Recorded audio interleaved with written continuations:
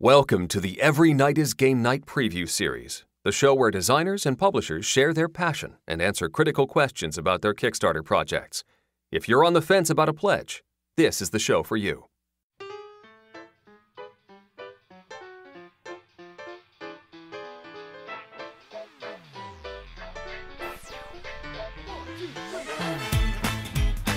Every Night is Game Night preview series, episode 25, Lifeform, with Tristan Hall and Mark Chaplin. Yo, my peoples, what's up? Welcome back to the Every Night is Game Night preview series, the At This Point weekly podcast where we every week we will bring you a Kickstarter project that is begging to get into your wallet and earn your hard-earned cash. This week we have a returning guest. I think this is our first publisher who has appeared twice on the preview series, at least. We are sitting here with the founder, CEO, and overall mastermind of Hall or Nothing Productions, Tristan Hall. Welcome back to the show.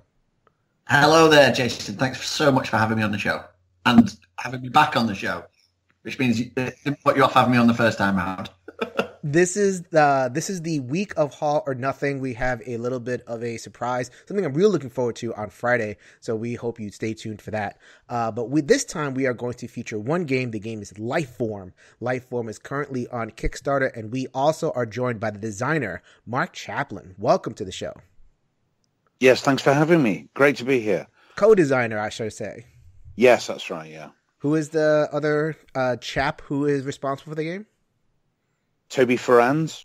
Okay, very cool. So yes, Lifeform is on Kickstarter right now as it has funded. So Tristan and Mark are stopping by so that they can knock out those stretch goals and make the game as good as they possibly can. Is that right? That's the plan. Yes, absolutely.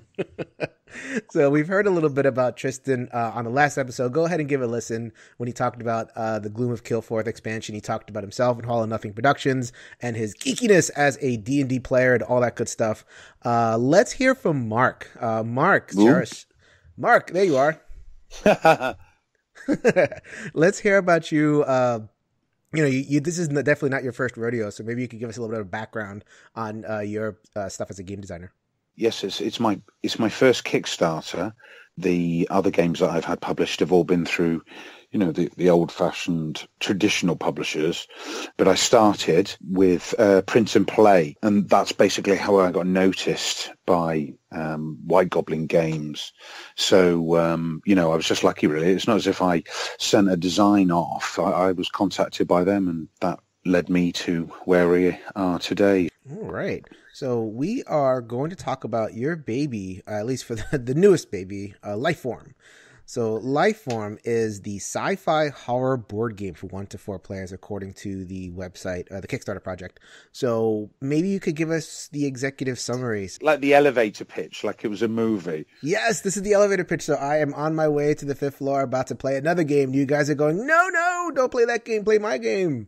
So hook me. Okay, so it's a survival horror game. It's a homage to science fiction horror movies, mainly Ridley Scott's Alien and films of that ilk. It features team play, so it's one versus many. The good guys team, who are the space miners, if you like, they win or lose as a team, and they're fighting against the alien player who is almost invincible and who works alone, and whose objective basically is to completely destroy them. So that's your pitch. It's a horror game. It's adult themed. The game isn't completely spattered with blood or anything. Actually, it's quite kind of restrained compared to what you could do. It's less is more in some of these cases. Some of the flavor text on the terror cards you could class as not family friendly, should we say? But there's no bad language or anything like that. It's just horror ideas, etc. So it's been a long time coming getting to the Kickstarter, or it certainly seems it from my point of view. It's been a long road. The amount of playtesting and development and getting all the art together, and the amount of iterations of the board that there has been, trying to get the sweet spot. And what a board. This thing is gigantic. What, the board? Yeah, I mean that's the the unique selling point, isn't it? Not just a large board, but if the board's no good, if the starship look rubbish, nobody's going to really be interested in the game. If people are watching the game in progress, etc., that's what draws their attention. So quite a lot high expense it seemed. There were other versions of it, and maybe if we sometime in the far future we do an art book, some people might be interested to see the different versions, because it's quite conscious. We didn't want the starship to look like a dungeon, in space, though effectively what, it's like a haunted house, isn't it?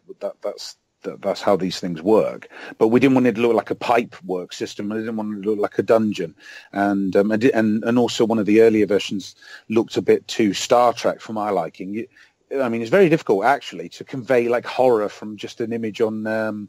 But in the end, what it's arrived at is more of a tablet view that you would have, that you would call up on a scanner, say, if you were looking over to the ship's schematics. It's kind of a cleaner design. I mean, there's loads of different, ways that you could have gone with, even, bloodied fingerprints or,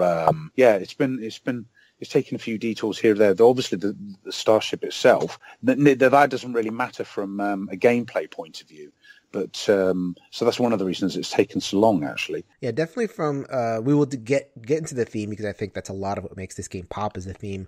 I just wanted to lay a kind of some basics. You mentioned before about the adult, mature theming. I think in terms of, is it like the cards depict or describe various kind of grisly ways to die? Is that what makes it a mature thing?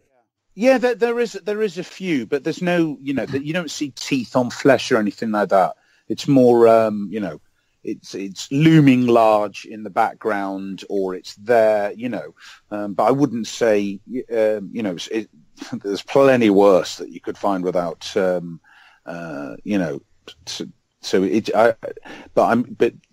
horror aspects there. But there wasn't a deliberate point where I went, right, either cover everything with blood splatters, which sometimes could look quite good. I did a Wild West game, and a couple of the cards had a splatter effect, as if somebody blown blood, with a straw over the image. And sometimes it can look really striking, but obviously you can do too much with that. So, no. But there again, it's still a horror theme. The idea being, people are going to die in grisly ways. So, it's not something probably you'd want to sit around with 7-year-olds or something. There's no gore for the sake of it. Though, I love films with that in it. But there's only so far. I've got a couple of games that have extreme gore on the cards, and it takes your breath away, but also immediately cuts down a large proportion of the number of people that would actually like it. I've got friends that don't mind horror and that, but they don't like games where there's extreme gore on it. So, it's a niche market anyway, and then you really are, the Venn diagram of people's interests. Another one that say, yeah, I want to see somebody's brains explode on a game card. It's a lot smaller, isn't it?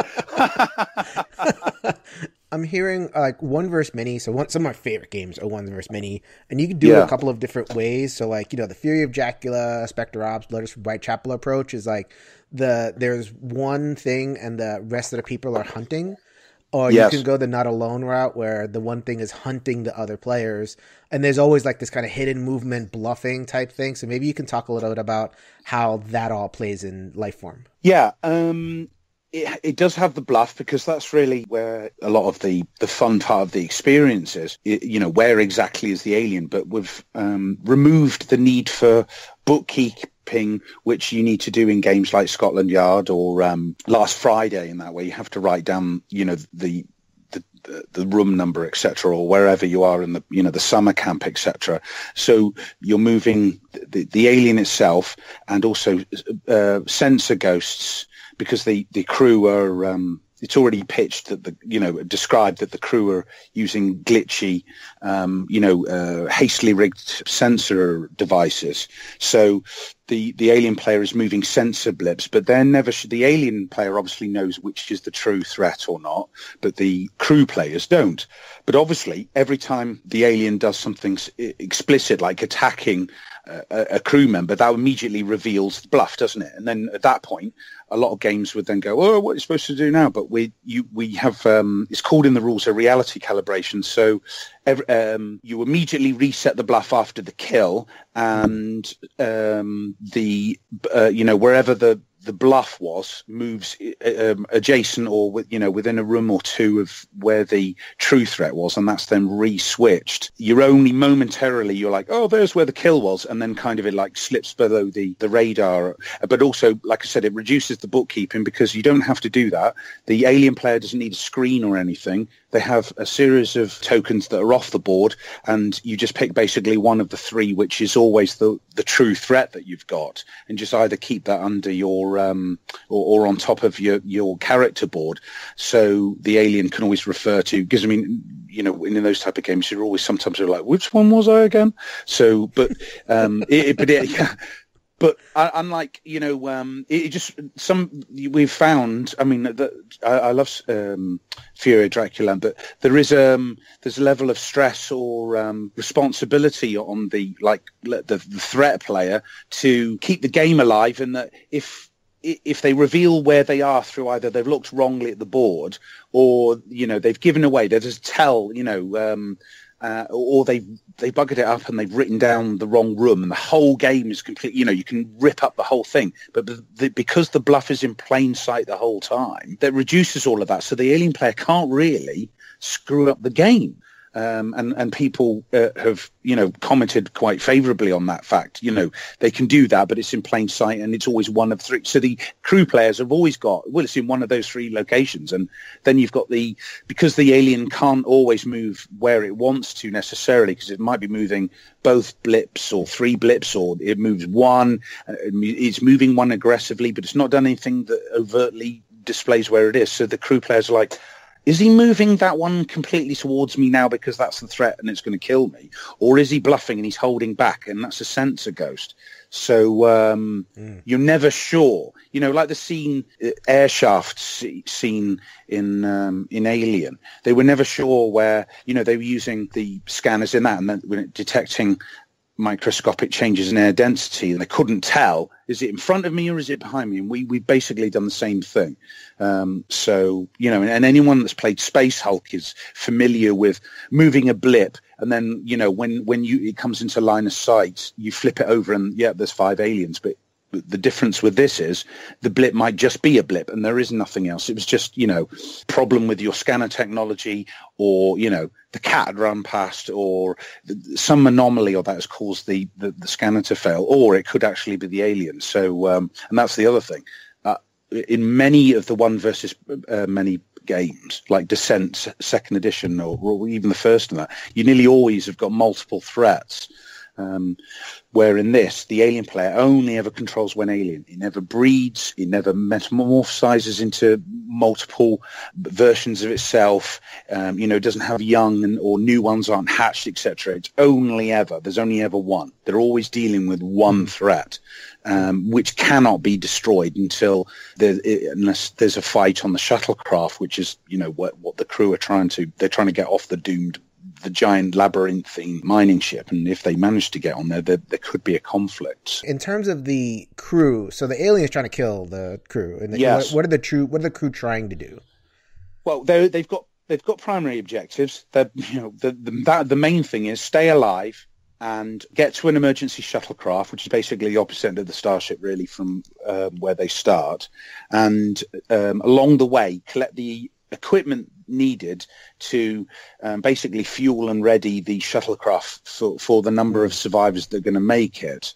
And they've also got secondary objectives which have to be achieved before the shuttle can be launched. That could be uncoupling the shuttlecraft's umbilicus, or, there's half a dozen or so or more secondary objectives which vary up the play experience every time. And also there's a self-destruct system that's already been started before the game begins.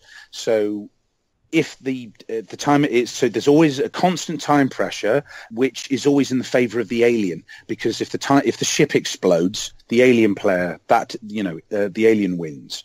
So he can block as well as kill. And obviously, the more he kills, the less crew there is to gain the equipment they need. And, the lesser their chances are. So they've got, there's a lot on just to get off alive with the gear, that let alone, oh, Christ, I've got to find some navigational data, Where have I got to go to get that? So... Tristan, how did you get involved in the project? Well, I've been a fan of Mark's for years. I don't know if you've played either of his previous games that were released through White Goblin, Revolver and Invaders, which are really dripping with theme and brilliantly executed card games with... Mark's first game that I experienced was Aliens, This Time It's War, which was a two-player card game which recreated the movie Aliens, and that was what eventually got rethemed as the Western card game Revolver. And for me, it was such an honest and clever adaptation of the movie, that sort of put up the signal that I need to keep my eye on everything else that he produces. And so I've been a fan over the years, and I've been watching Lifeform's development and his various posts on Board Game Geek and stuff, and kind of assumed that I would just end up buying it as a punter. But as my little company has sort of progressed over the past couple of years, I've kind of found myself in a position where to keep breathing life into the company rather than sort of relying on having to design a game myself every 6 months, I'd like to bring other games to the market that I'm passionate about or interested in. So I broached the idea with Mark originally, and we had a discussion about traditional publishing and whatnot, and what potentially I could offer that maybe he wouldn't get from a normal publisher. And that was creative control, which I think was appealing to Mark, because as a designer myself, through Kickstarter, I've been able to have pretty much unlimited creative control over my own games. And so I recognised the appeal for that, for a designer. And I think that synced up with what Mark was saying. And then we sort of went through the possibilities and the financials and everything else, and sealed the deal, really. So it was a really exciting opportunity for me to produce the first game through my company that I've not designed myself, and also to see a game that I've been desperately wanting to play for so long come to market. And so we had a couple of meetings as well. I played the game, a lot, and fell in love with it straight away. It's not just the board that's so appealing. I mean, that is the first thing that draws your eye, but it's the cleverness of the mechanics and the uniqueness that it's unlike any other game that I've played. So I was really keen to get on board early on, and as it's panned out, since we've launched it, we funded in the first 8 hours, and it's already at 200% funding. So really just delighted to be able to deliver another creative project that really obviously syncs up with quite a few of the gamers out there. It's just, from my point of view, it's a really great position to be in. It's like a win-win. You mentioned before about the theme, and that's one of the things that kind of jumps out at me. So we at one of our previous preview series, we had Danny Lott, the designer of Coma Ward, on, and he defined horror as the movie Aliens where the gun doesn't work. Like an action movie, the gun works. In a horror movie, the gun does not work. So, is that he defined it as Aliens where the gun doesn't work, but he didn't define it as Alien. Well, no, the first Alien movie, because that's like that's the iconic scene where she's like, hiding and she can't shoot anything. Like, the later Alien movies, she could just kind of blow them away, and it's like basically a big action movie. So like, he wanted to make a game that kind of brought it back to that, suspenseful, horrorful, it's not like, this big rip-roaring good time. It sounds like that's what you're delivering too. Yeah, I was just going to say that was a huge thing as well, is the idea that in all of these games, as you say, there's so many games out there where you've got a team of high-class superheroes or tooled-up Marines or Dungeoneers, wizards and warriors and everything else, who are equipped to deal with hordes of monsters and take them out left, right and centre. And even in games like Fury of Dracula, there's plenty of minions to get your teeth into and chop up some wolves and vampire brides and whatever else. But this is the first game I played where the one horror is utterly ruthless and utterly unstoppable. And, it really ramps up that tension that the crew members have achievable goals in that if they can get off the shuttle and escape, then that's how they win. But in terms of fighting it, all you can ever do is piss it off. And if you do that, if you fire a flamethrower at it, it actually, you know, it will move back away from you, and then it will get more hostile, and that makes it more dangerous. And so this sort of coming together of the mechanics of never knowing quite where it is, the push your luck system, like you can go through the vents through the ship, which are really attractive because they give you a shortcut to get to the shuttle. But whenever you're in a vent, there's a possibility that the Lifeform can just turn up in the vent with you. So you're always risking it. You're always pushing your chances if you do that. The sensor ghosts moving around the board, never knowing which one is the real thing, and having this thing just be unstoppable. And there's no hit points, there's no dice rolls. If it gets you, you're dead. That's why each player has to have they start out with two miners, because these guys are pretty expendable, and the crew will win if they can just get one person off the ship, you know, into the shuttle pod. So that sort of tells you the chances and the odds. So that was brilliant, and it was intriguing as an idea when Mark pitched it, but to actually play it and see that executed, but also still deliver the sense that as a miner, you still feel you have a chance. You know, if I can just get down this corridor, or if I can just get this other guy, my colleague, down the corridor and out through the airlock, as long as I can find this last tube of halon gas or whatever it is, it really just means that the tension is at maximum on both sides. And then as the Lifeform, you feel like you've got this great power. You can mince these miners left, right and centre, but you only have a certain amount of time to do it. And of course, they're constantly thwarting you with their little tricks like hiding or running away or getting out a shock prod or a mining laser and all these things that'll piss you off. But it just always feels that from either side of the board, you're in it till the end, you know. So to maintain that tension throughout the game, I think is just a real stroke of genius on Mark's part. And also the theme, you know, it's irresistible. To me, Alien, one of the greatest movies ever made. And obviously we don't have the IP, which is why we've got our own version of it. But as an homage to sci-fi horror, I've never seen anything like it. And that's why, you know, that's one of the main reasons why I'm dead excited to be involved with it. In terms of integrating theme mechanisms, Mark, how did you give the heroes the sense of being able to do a little bit, enough to survive, but not be too powerful, in terms of, you know, having a whole bunch of resources on hand to be able to do whatever they want? Like, how are you able to strike that balance? Yeah, that was one of the things that took the longest, I've got to say, because, you know, in the original design document I wrote, I wanted it that, as Tristan's already said, no hit points on either side, because you can't. This is almost an ancient evil god, you know, made into like a space bug that cannot be. You know, it's for all of what you have available to you on a mining ship. There's no way you can damage it, and the trying to convey that in a board game that isn't immediately frustrating to everybody that isn't the alien.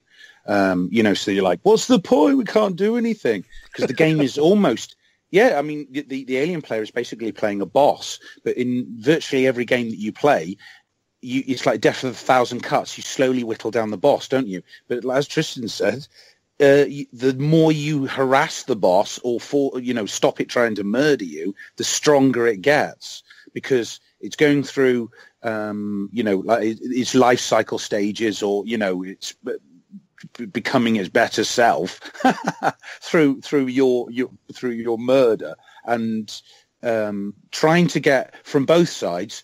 That was the hardest thing of all, because you want something that it's so lethal that if 5 crew, which could be virtually everybody that's playing the game, is in one room, the alien comes in. Obviously aggressively. It's got homicide on the mind. That's all it really has, as far as they know. And if no one around the table has got anything that can stop it, like none of them at that point can hide or run or didn't do anything before it gets there, they're all dead immediately. The alien plays one attack card, which basically kills every human in the room that doesn't do something to stop it. You're playing 2 characters each, and I've got to say, that's one of the things that in other games I'm not a massive fan of, just because sometimes there's a lot of overhead, and you just think, I want to play one character and just give me, you know, I can track my wounds, I know who I am. But if you do that, each crew player played a character that you can wound, it automatically lessens the threat of a creature that, oh, it's come in the room, it scratched me a few times, and I'll run off and I'm just bleeding. That's not as lethal as something that comes in and it will kill you. So that, and because I wanted, through the course of every game experience, some characters to die. And to do that, you've got to, and without eliminating, obviously, players so that people were redundant, that necessitated having to have more than one crew. But to make that as easy, less overhead and on each player playing, you don't want super complicated crew. You want, right, here's these.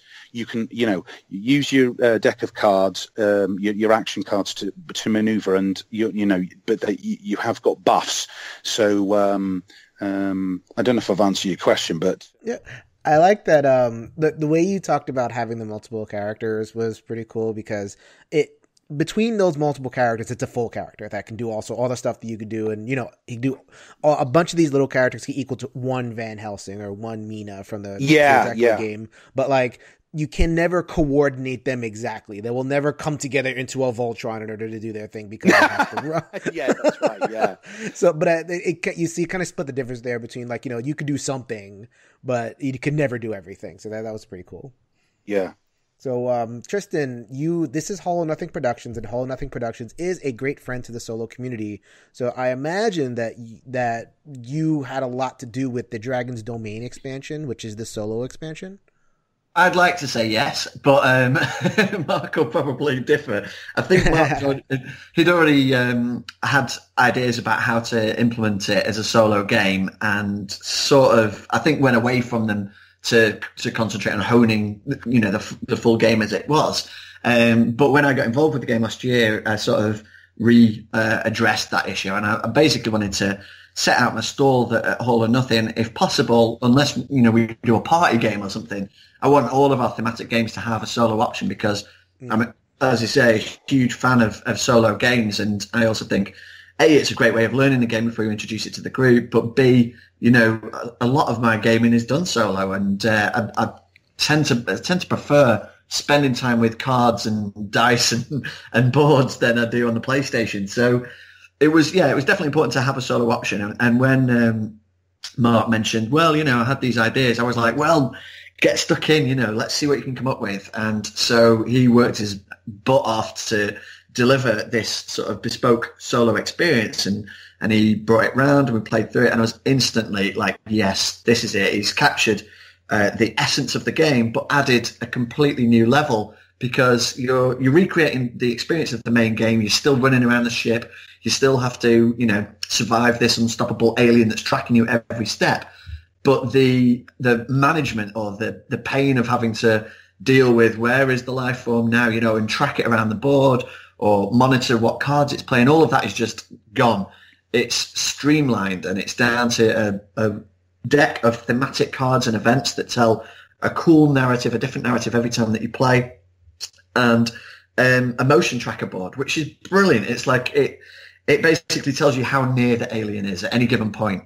So it's getting gradually closer throughout the game, and depending on your actions, you can sort of run or fire flamethrowers at it and try and keep it at bay, but you still have to run around collecting the mission tokens. You still have to achieve your objectives. So it really does distill the experience of the full game down into a riveting solo experience that's different enough from the main game to give you that edge and to give you that challenge that you need to keep you coming back and playing, more often, rather than just, I've beaten it now, it's done. Is it like an automa deck or something a little bit It's different? less of an automa, because like an automa implies that, you do this move and then it does that move kind of thing.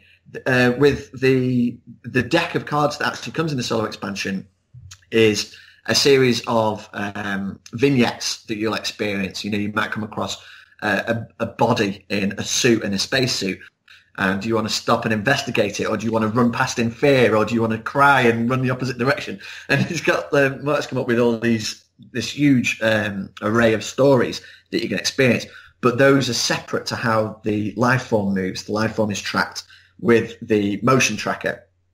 And so some of the events on those cards will push it nearer to you, or will make it creep nearer, depending on your sort of choices as you're exploring But so it never really feels like, oh, it's the Lifeform's turn, I have to do this and I have to move it to here, and then it gets X number of points doing this or whatever. It's constantly there. It's a constant threat, and it's responding to your actions as you go along. So it's very clever implementation, and Mark's done a full playthrough video of that, which we're going to upload in a forthcoming update so people can have a gander at, how that plays out.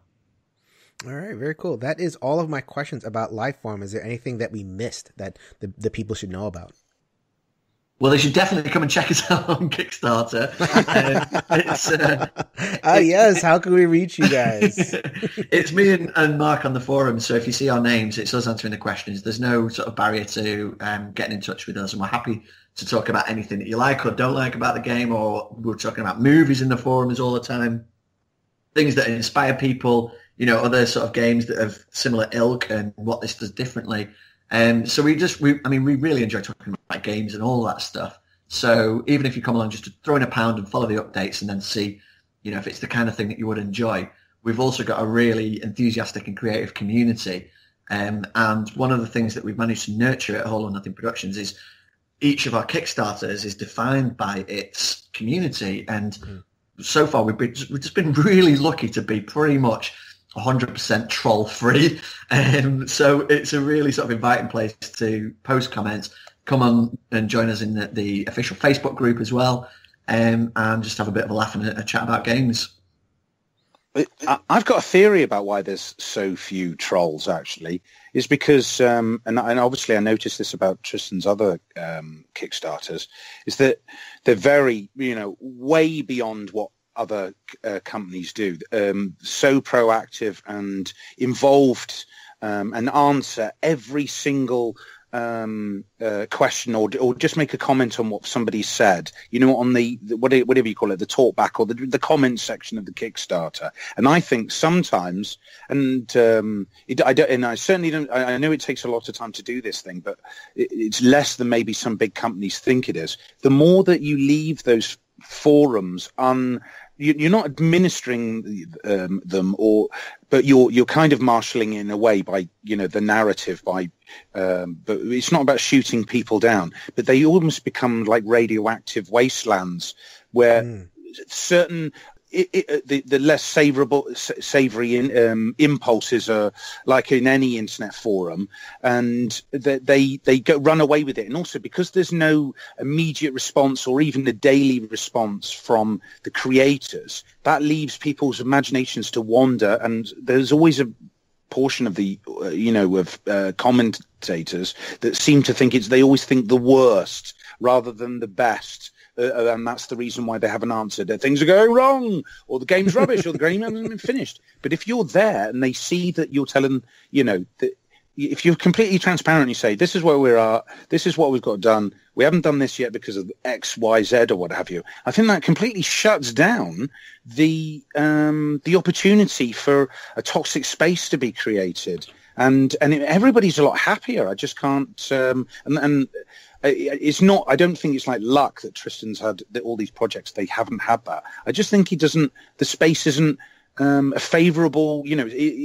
Like any field, is how you tend it, isn't it? And that was one of the reasons that. There were many, but that was one of the levers that made me want to make the game with Tristan, is because you could see he was tending his garden, as it were,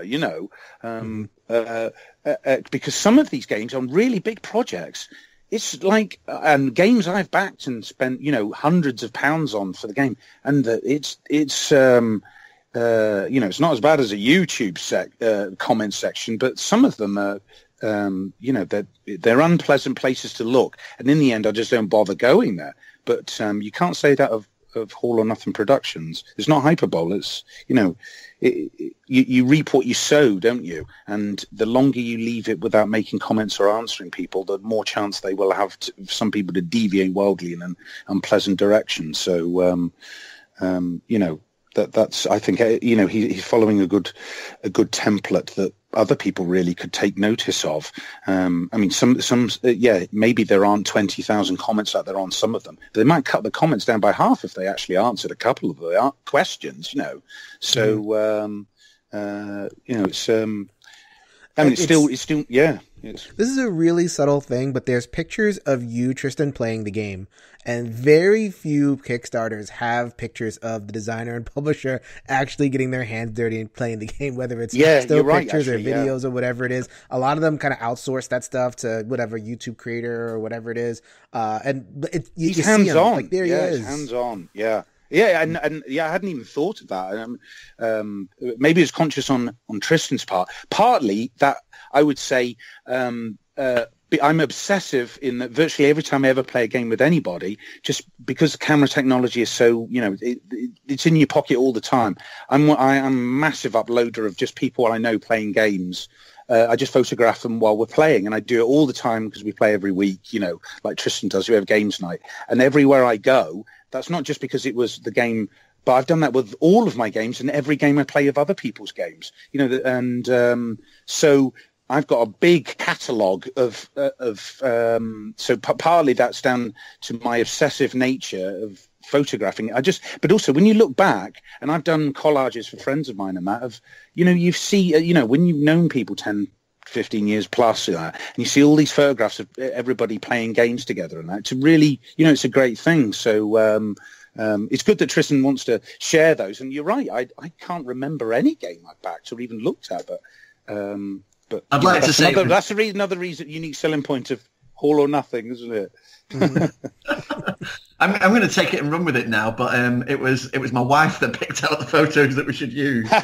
She's got a good eye, hasn't she? The last page I want to see on my own Kickstarter page is mine, but she thought it'd be good to make that link, and show the connection, and have Mark on the page demoing his game and have me on there as well. So it wasn't with delight that I share my own face on there, but I do understand the sort of the reasoning. And like you say, it connects us to the game and shows you more than anything how much of a fan I am of this game. I think it's a different field entirely from the previous Kickstarters, because if for the first time I'm sort of able to say in an unfettered and truthful manner, I love this game, it's a brilliant game and I'm really excited to be involved with it. Whereas if I say that about my own games, which I have to, but you have to be careful about how you phrase it, because otherwise you sound like an arrogant douche, because you're like, I've developed the best game you've ever seen, There's no cool way of saying that. So this sort of alleviates any sort of pressure to try and sell yourself, which is a very un-English thing to do. And it's given me sort of carte blanche to just go all fanboy on it and say, yeah, it's a cool game and I'm so excited to be here, whereas next time when I launch my own design again, I've got to sort of say things like, we have very nice artwork and the graphic design is really sexy. You're just talking in different terms. So that is a relief, and to just be in the capable hands of such, an experienced game designer and know that he's bringing such, a great new product to the table. You also have that game development progress slate that I think Stonemaier Games, that's the first time I've seen that thing, where you have all your different games and all the different phases of development and shipping and all that kind of stuff, so people can just kind of see at a glance, okay, Lifeform is here and Gloom and Kill 4 second reprint is here, and it's so transparent, but it's transparent in a way that you could just you see it at a glance. Did you get that from Jamie, or was that is that something that's kind of in the ether? Oh no, I'm an incredibly clever business person, and I come up with all of these ideas completely myself. Of course, it was Jamie. Yeah, and it's the second I saw it, it opened up a door in my head, which was that obviously I have at the moment. We've got 1066s at the printers, Gloomy Killfort's going to the printers again. So we are juggling a number of projects, but to articulate to backers and potential backers that those things are in hand and being 100% dealt with is a bit of a sort of a conundrum, because you don't want them to think for any second that you're not giving them 100%. But the fact is, once, now that I've sent those files off for 1066 to so many mothers, they've gone to the printers. I literally won't be doing anything with that game now until the proofs come back. So if that was the only project I had, I would literally be sat twiddling my thumbs, So I think, like you say, to have a slate there that tells you the progress of each of the games and where they're at is just sort of a stroke of genius that, we're lucky enough to be in an industry where there are so many giants out there in terms of game design, but also in marketing and keeping a community up to date and maintaining that clarity. There are so many lessons out there to learn. Jamie's done an excellent book about how to, run a Kickstarter and stuff, which I even read some of. And so there's lessons everywhere to be learned. There's lessons to be learned from people who have succeeded and people who have failed, and there's so many cases of both out there in the community. And I try to hoover up as much as I can and hope to regurgitate as much of the quality elements as I can, which I think maybe helps a little bit towards, letting us fund something like this so quickly. And if it does, then I'll keep learning from it and developing it as much as possible and honing it. But yeah, that was the second we posted up that slate across our ongoing projects. It got such a good response, and it just seemed like the right thing to do. And so it's been taken up by a few other guys as well. So it's brilliant if as a community of designers and manufacturers and printers and whatever else, publishers, game designers, if we all learn from each other, we're all up in our game at once, and that means at the end of the day, everybody else benefits. All the gamers get better games and better products, better communication. So, there's not a day that goes by that I'm not really thankful to be able to make games. It's, it's just such a brilliant and fun position to be in. Yeah. All right, so that was Tristan Hall and Mark Chaplin talking about Lifeform, not just the game itself, but also the cultivating the community, putting out the Kickstarter. It is now live. You can go and pledge your hard-earned cash right now. If hopefully this podcast is giving you a little bit of information so that you can make an informed decision. So thank you so much, guys. Really appreciate the time. Jason, thanks again for having us on the show. Really appreciate it. Yeah, thank you. Thanks, Jason. That's going to do it for another episode of the Every Night is Game Night preview series. Once again, thank you so much for joining us. Thank you to Mark and Tristan for making the time on a Saturday afternoon, evening. Had a little bit of a time scheduling. Scheduling across the pond is not always the easiest thing, but we are so dedicated to bringing you the stories, to bringing you the backstory of the Kickstarter projects, to giving Kickstarter creators a platform so that they can talk about their games. In a sense, I kind of want to replicate the experience of meeting these designers at a con or at an event or something like that, where they have the game there and you just want to know, okay, what is this all about? And that designer just gives you the pitch, gives you all their passion, and you kind of get swept up in all the stuff they're trying to say. As always, the point of the preview series is to give you a lot of information so that you can make the best decision on which projects to back and which ones you can kind of set aside. So I really hope that I am fulfilling that with the preview series. We don't have one next week. I'm so happy about that. But there's always projects, and I'm always happy to kind of do it. And, so if you have a Kickstarter that you have in mind that you would like to hear more about, reach out to me. Or if you're a publisher who wants to get a little bit of extra promo for your game, more than happy to do it. You can contact me at ENGN_podcast on Twitter. I am user Pub6 on Board Game Geek.